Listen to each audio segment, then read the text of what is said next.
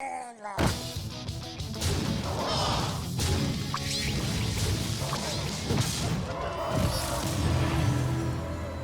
a good battle, friend. And Slysssa, you had a very good battle in the Battlegrounds Brawl. It was a delight. It was a nice surprise to find out that you were going to be in it. Yeah, me too. I was about to say, I was like, you either had the best poker face on God's green earth from the last Angry Chicken episode, or it came about pretty quickly. Very, very fast. Like, I was going to sleep, and as I'm falling asleep, get a text from Blizzard. They texted me, by the way. Hey, can you call us? So Blizzard texts me, can you call me? And of course, Blizzard, I will call you. And like 9:30 p.m. And wait, you go to bed at 9:30 p.m.? I feel like that's the bigger story here. I sense a little judgment going on, Jocelyn. I mean, get up. I don't want to say old lady bedtime, but Slysssa, a little bit of an old lady bedtime. I get judged on it, but I'm a streamer, and I very much try to be sorry. I try to make sure I'm in a European time zone and a American time zone. So I try to be up so that I can stream early enough to do that. So yeah, I go to bed early. There's so much to deconstruct there. I just imagine when you say Blizzard texted that you just have a contact in your phone that it's just called Blizzard, and Blizzard. It pops up and it's just like Blizzard, like, yo, you want a tourney? And it was just basically what they said. They were like, do you want to participate, or can you participate? And I was like, as a caster, like, because I'd thrown out to them in a talk I had with them that if they ever need like a caster or something, that I could do it. So at first I was like, participate in what way? Like, I had to define it. Like, we like to, like, in the tournament, like, will you play? I'm like, okay. Like, are you making a new team? No. Oh, okay. Like, I was so confused.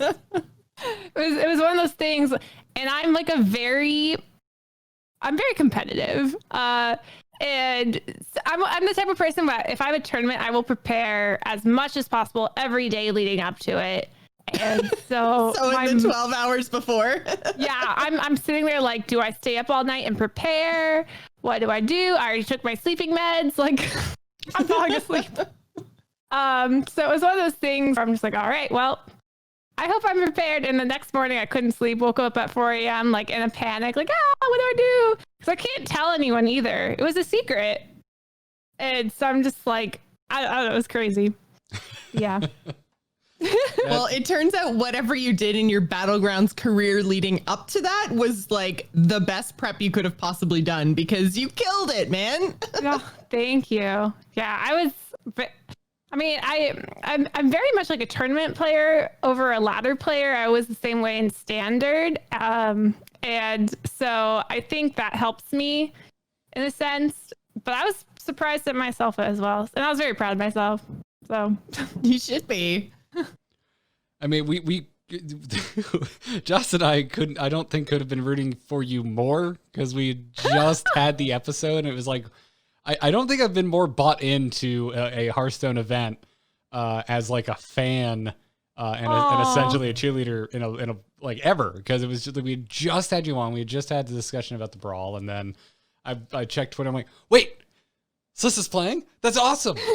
And yeah, I was full on ready to like sit back there with like my snarky pants on and be like, yeah, this is fine, but like Slysssa should be there, and I'm just gonna be snarky all day, and I'm gonna pick you all apart because Slysssa should have been included. And then there you were, and I was like, snark pants off, let's go. Just cheer. Yes, now I'll get my snark pants off, my cheer pants on, let's go. Yeah, and not to like just keep showering of praise or whatever, but we got a lot of really positive feedback on the episode as well. I've heard from so many folks that were just like, oh, I listened to like one or two pieces of Slyssa's advice, and I've gone up like 1,000. We heard from one person that went up like 1,500 MMR after just a few days after the episode you were on. I myself went on quite the tear just from finally starting to pick Gold Grubber. I haven't picked him recently, and I miss him. So Gold Grubber abandoned me like the last 2 days. I've been on the worst lose streak of this current Battlegrounds meta, and I think it's because I chased Gold Grubber a little too hard. Yeah, that happens when the comp works for you, and so you're just like, oh, I'll not always do this, and then you can't just force it.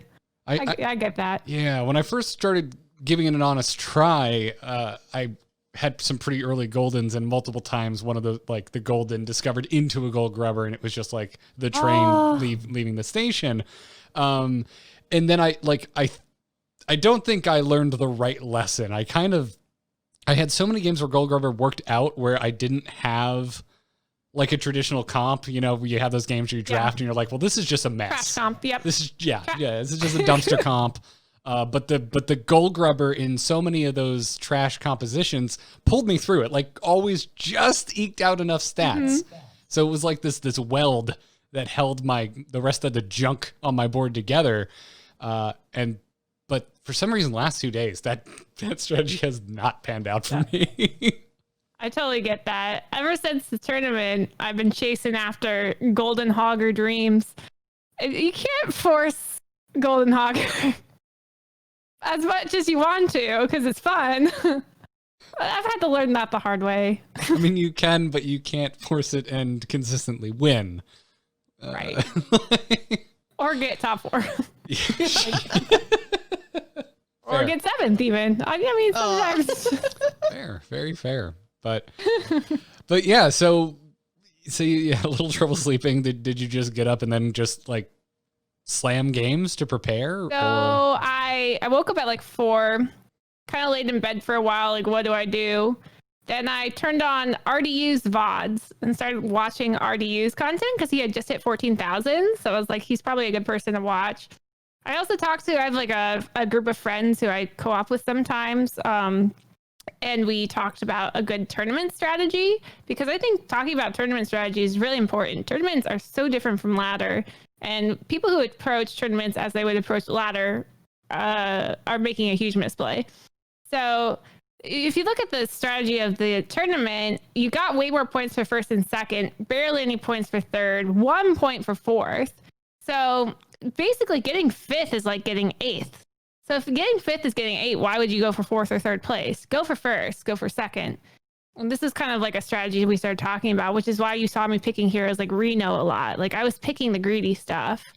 And because then you could try like find turns to kind of like hedge out like my opponent. If I got to face my teammate at a good turn, you could be like, all right, I'm going to use this turn to get really, really powerful with my greedy play.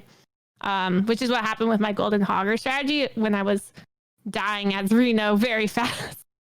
Got to a Hogger. I was like, I'm going to golden this and see what happens, and just got first on the first round. So I watched some RDU VODs to kind of see if his current strategy, because in the last few days before the tournament, I hadn't been playing well on ladder. So I was really worried. And he talked a lot about his tournament strategy as well. But then after that, I got to do that Sucker. for like, yeah, I used him. So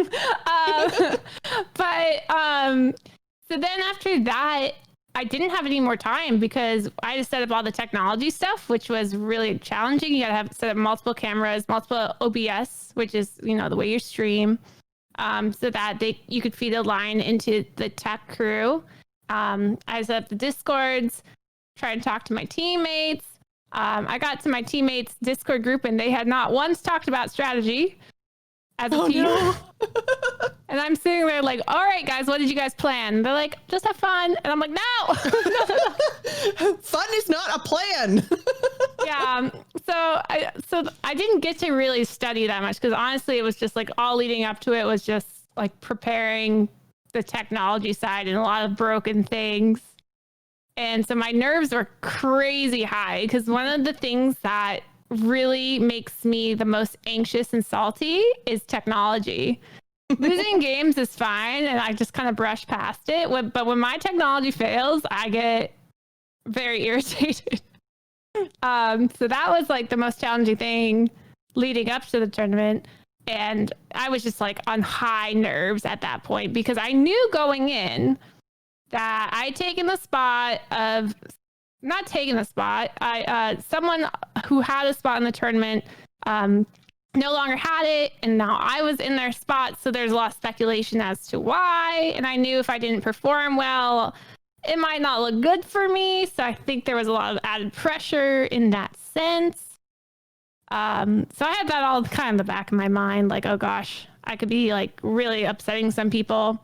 But yeah, so I used that kind of power just to focus and try as hard as I could. And that worked, I guess. Clearly, because you did quite well, and I'm glad you mentioned like your strategy in the Reno thing, because our Discord had some questions about that today. I think I even forgot to bring it in, but I'm pretty sure it was one of our Discord members, Rational Pie. I think he asked about, is that the reason you were picking Reno over other heroes that have higher average placements across the board?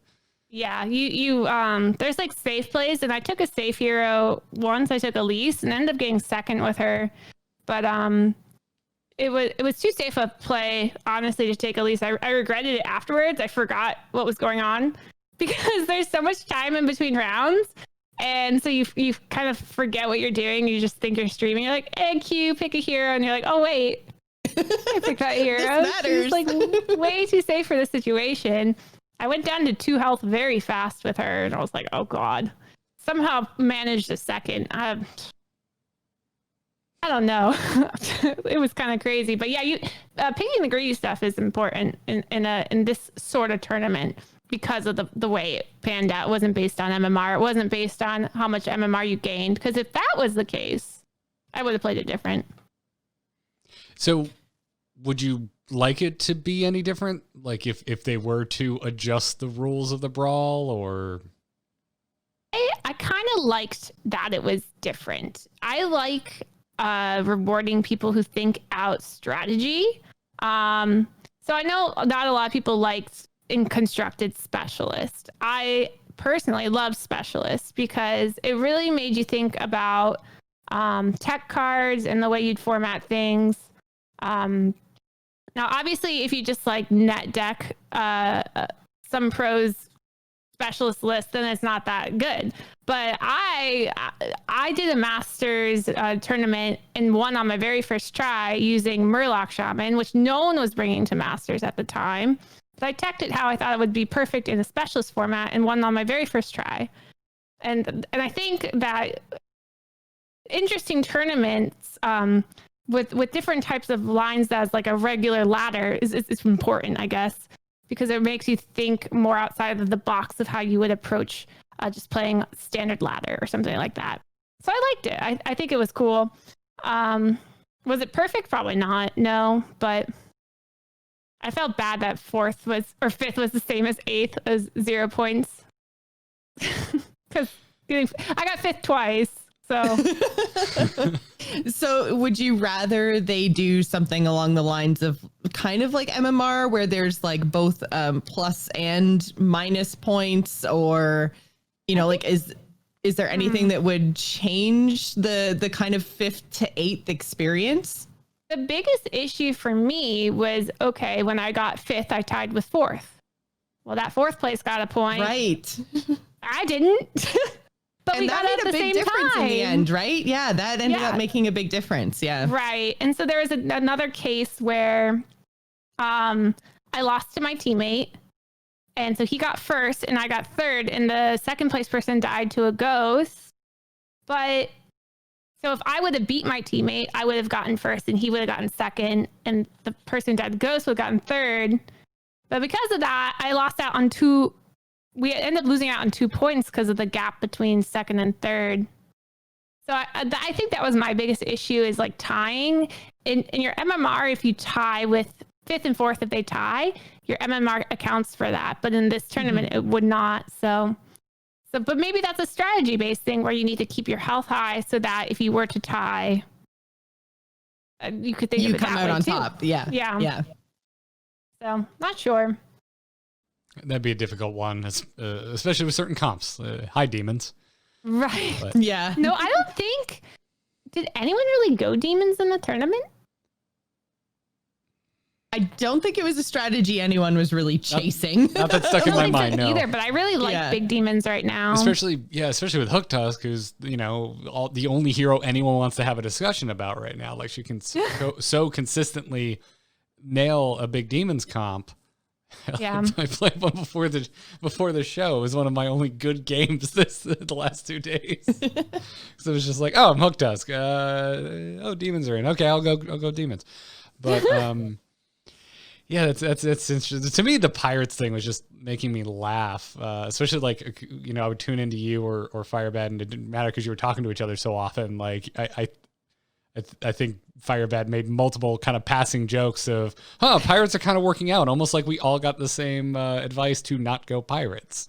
Yeah, I think that was maybe why they were working for me, because no one else wanted to go them. I know Show went them as well. But Show went the same strategy as me, like go for first or last.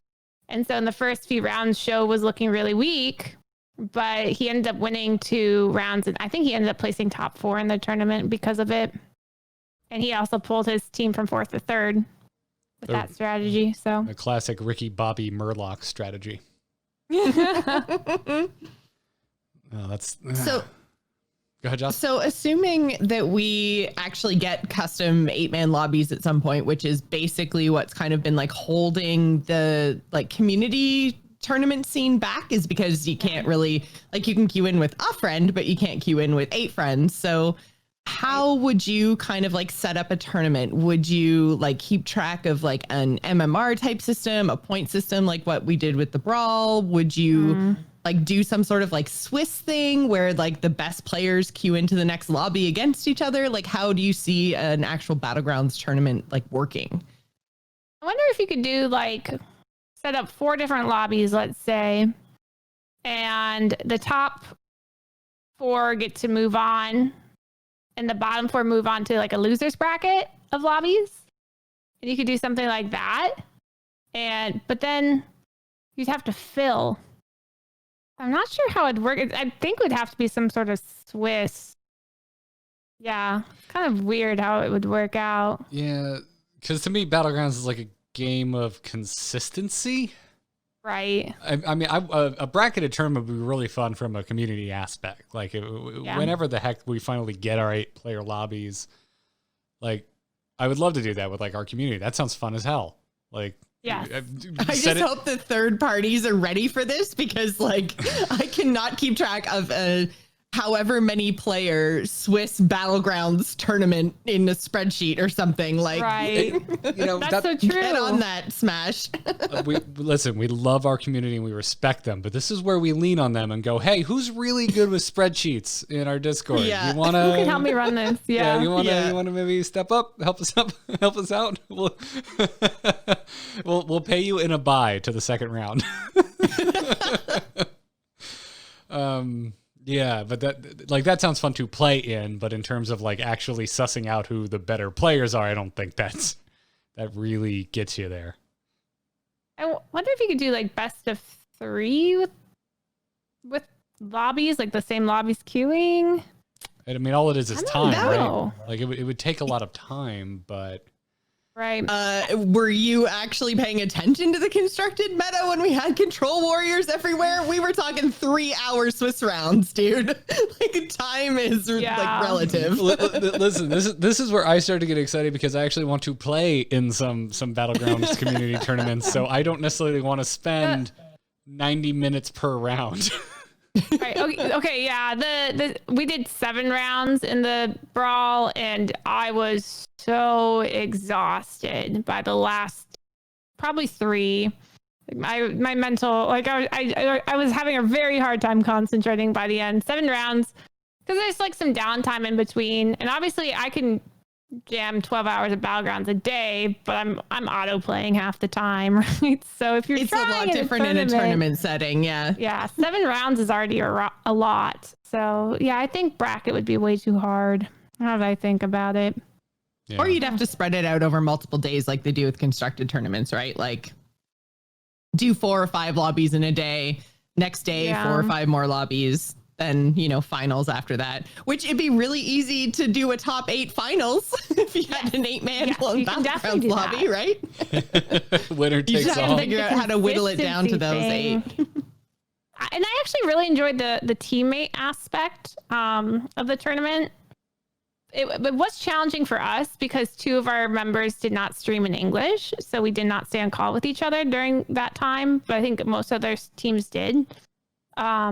But the tournament or the teammate aspect's actually kind of fun. So that's another thing you can think about. Was it nice to have people to lean on in between rounds? Yeah. So it was just it was nice to chat in between rounds, obviously, just talk about our days and but it was if you're really struggling, you're just yo, can you mess up your comp? And they would switch everything around. I actually misplayed because I spent a whole turn trying to figure out my comp. I didn't realize I was facing my teammate and that I was way stronger than him. I should have switched my minions around, but I didn't. And so I actually misplayed in that tournament because of that. Also, I was when you're playing Rafam, that's also kind of interesting. But the thing that sucks about tournament with teammates is that twice I faced my teammate when we were top 5. Facing your teammate top 5 really sucks. So that's where you don't want that. That's a rough situation to find yourself in for sure. I really enjoyed that too. I know there's a little bit of that in the first brawl they did, but I feel maybe it was just me stream jumping more. Probably it was, but I feel like I got to listen to the teams talk a lot more this time around. And so there seemed to be more of a focus on watching you try to do the least amount of damage to your teammates and to each other, or even your best bet for a tie situation. It was fascinating because it's so, I like my esports to somewhat resemble the game I play at home, but I also like there to be meaningful differences in the competitive play that I watch as a spectator. You could also consider something okay, I'm going mechs and my teammate has murlocs and we're top 5. Well, my teammate has a better chance of getting first, so I should throw something like that. And we had that situation with me and Firebat where he had Caligos, Nadina dragons, and I had murlocs. And at that point, though, I wasn't as strong with murlocs as I should have been. So we and we're top 5 facing each other. So we kind of just said, we'll just see what happens and see how it pans out, because we couldn't figure out the best situation. And we ended up where I only did 4 damage to him. And that was the game we took first and second. But we had to face each other top 5, which was terrifying. Especially when you both have strong endgame comps. Yeah. As got some nutty stuff. Getting a freaking golden hogger. What the hell? Oh. Oh, that was wild. So, we've still been mulling it over. We were talking with our Discord a bit today about more semi-competitive, what do you want to call it, Battlegrounds play. Would you like to? I personally, just even as a spectator, would love to see more events like this. But I'm kind of curious now that you've played in one, Slysssa, what you think. Do you think there could be more regular play, and do you think it could become more competitive? So less about what the individual format is, and maybe how you would structure some sort of league for Battlegrounds. It's so hard to say because I think it could be it is competitive, right? But it's so much more relies on content right now, and I think we saw this issue with Constructed where there was a competitive scene and kind of thrown away for a content scene. If you look at the current structure, it very much more is not as competitive as it could be, because it's really hard to get into, and once you're out, you're out. And you could tell that they tried to make it more content oriented for Constructed. So that being said, Battlegrounds, I would like to see a competitive league for it. Do I think it will happen? No, I think it will still stay content oriented. But I think that if 8-player lobbies come out, I would like to see community members create maybe some tournament scenes. Kind of like there are some of that for Constructed, and I think that would be really interesting with Battlegrounds to create some like fun leagues to be a part of.